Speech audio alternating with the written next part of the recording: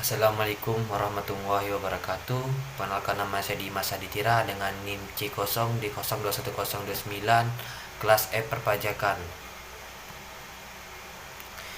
Di sini saya akan menjelaskan tentang materi konsep penyusutan dan amortasi dalam akuntansi perpajakan. Yang pertama yaitu definisi konsep penyusutan amortasi.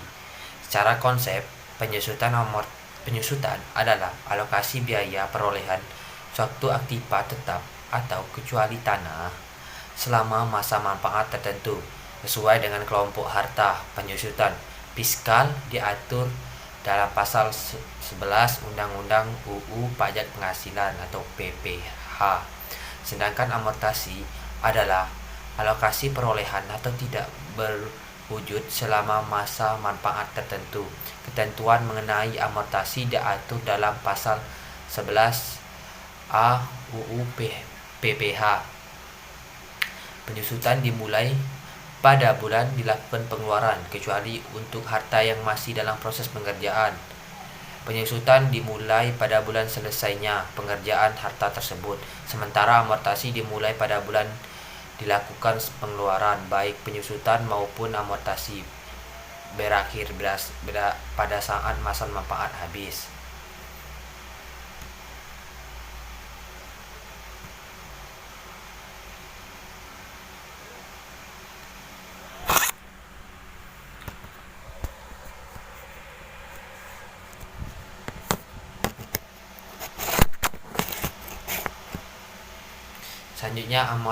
Selanjutnya amortasi tidak berwujud.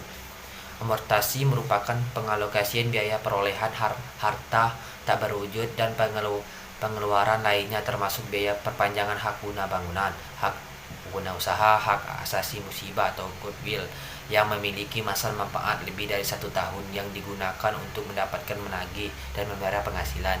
Dalam konsep ini, menurut ketentuan perpajakan atas pembelian hak tak berwujud yang masa manfaat dari 1 tahun ini tidak dapat dibebankan sekaligus. Jika perusahaan membebankan pembelian harta tak berwujud tersebut di laporan rugi laba, maka akan dilakukan koreksi fiskal dalam melakukan perhitungan PPH badan. Selanjutnya penyusutan dan amortasi dalam bidang usaha tertentu. Yang pertama dalam bidang perhutanan, yaitu bidang usaha hutan, kawasan hutan, dan hasil hutan yang tanamannya dapat berproduksi berkali-kali dan baru menghasilkan setelah ditanam lebih dari 1 tahun. Yang kedua, bidang usaha perkebunan, tanaman keras, yaitu usaha perkebunan yang tanaman dapat berproduksi berkali-kali dan baru menghasilkan setelah ditanam lebih dari 1 tahun. Yang ketiga, bidang usaha peternakan, yaitu bidang usaha peternakan di mana ternak dapat berproduksi berkali-kali dan baru dapat dijual setelah dipelihara sekurang-kurangnya 1 tahun. Selanjutnya, metode yang digunakan dalam amortasi.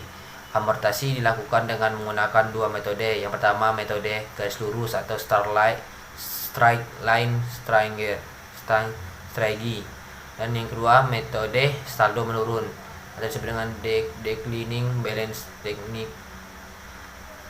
Sama halnya seperti penyusutan, wajib pajak juga diperkenakan memilih salah satu dari kedua metode tersebut dalam melakukan amortasi.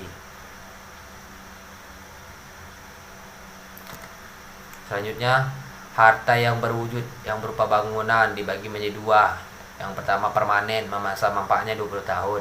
Yang kedua tidak permanen, adalah bangunan yang bersifat sementara, terbuat dari bahan yang tidak tahan lama, atau bangunan yang dapat dipindah-pindahkan, masa manfaat tidak lebih dari 10 tahun. Selanjutnya, contoh penyusutan. Perangkat lunak atau software komputer. Program aplikasi khusus adalah program yang dirancang khusus untuk keperluan amortisasi sistem administrasi pekerjaan atau kegiatan usaha tersebut, seperti di bidang perbankan, pasar modal, perhotelan, rumah sakit, atau penerbangan. Pembebanan perangkat lunak terbagi menjadi 2, yaitu di bidang dibiayakan langsung 10% dalam bulan pembelian atau diamortasi sepanjang masa manfaat. Pembelian Program aplikasi umum dapat dibiayakan langsung pada bulan pembelian dan tidak disusutkan. Perangkat lunak komputer berupa program aplikasi umum. Dan itulah hasil dari presentasi saya. Saya mohon maaf, saya akhiri, wabillahi taufiq wal hidayah. Wassalamualaikum warahmatullahi wabarakatuh.